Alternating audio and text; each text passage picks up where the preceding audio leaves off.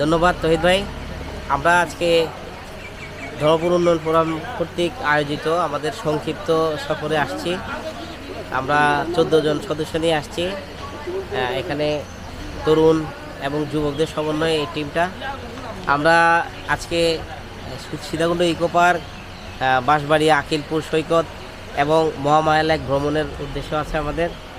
তো আলহামদুলিল্লাহ আমরা অলরেডি সীতাকুণ্ড ইকো পার্কে অবস্থান করছি এবং আমাদের সকল প্রস্তুতি সম্পন্ন করে দেখব। আমাদের এই সফরের উদ্দেশ্য হচ্ছে আমাদের তরুণদেরকে আল্লাহর অপরূপ সৃষ্টি এই প্রাকৃতিক সৌন্দর্যগুলোর সাথে পরিচয় করানো এবং সবাই মিলে একটা সুন্দর দিন কাটানো। তাই ইনশাল্লাহ আমরা মনে হয় সেই টার্গেটের খুব কাছাকাছি চলে আসছে। আমরা সুন্দর একটা দিন কাটাবো, সবাই মিলে এনজয় করব। আমরা আপনাকে এবং আপনার দর্শকদেরকে ধন্যবাদ দিতে চাই, শুভেচ্ছা দিতে চাই। ধন্যবাদ।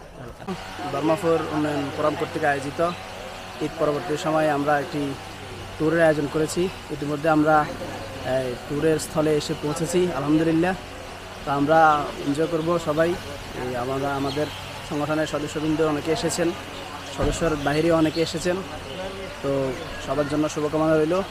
আপনারা আমাদের জন্য দোয়া করবেন, আমরা যাতে আমাদের এই ট্যুরটা সুন্দরভাবে সম্পন্ন করে নিজ নিজ গন্তব্যে আবার পৌঁছাতে পারি, সেজন্য সবার কাছে দোয়া প্রার্থী। আসসালামু আলাইকুম। ধন্যবাদ।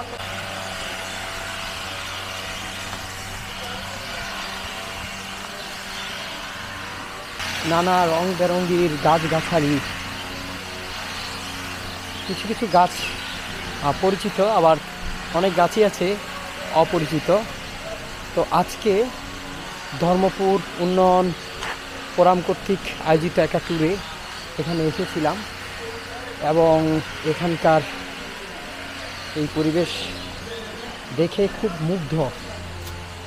এখানে আছে নানা প্রজাতির গাছ, নানা প্রজাতির ফল গাছ, বনজ ফলজ বৃক্ষ এবং বিভিন্ন রকমের ঔষধি গাছ কিন্তু এখানে ভরপুর।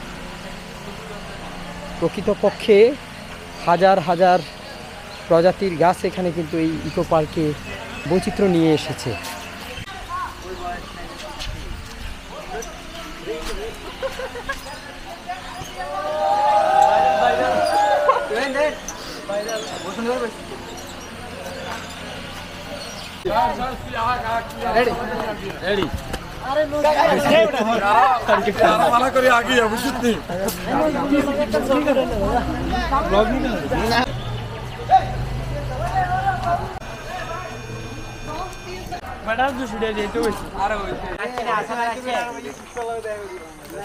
এটা গাছের